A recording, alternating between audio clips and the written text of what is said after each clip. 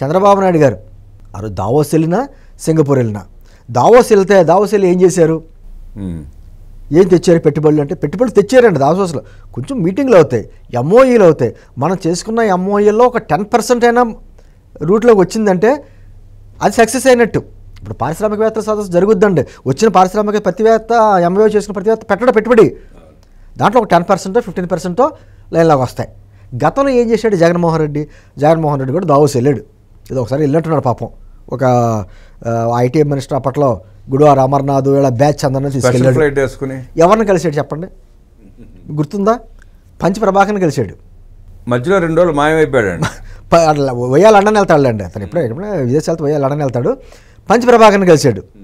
అదే పంచ ప్రభాకర్ గురించి ఇక్కడ ఉన్నటువంటి పోలీసులు వెతుకుతున్నారు. అక్కడ రెడ్డి గారిని నోటీస్ ఇచ్చినటువంటి పంచ ప్రభాకర్ని కలిసి పారిశ్రామికవేత్తను కలిసినట్టుగా చెప్పుకొచ్చాడు.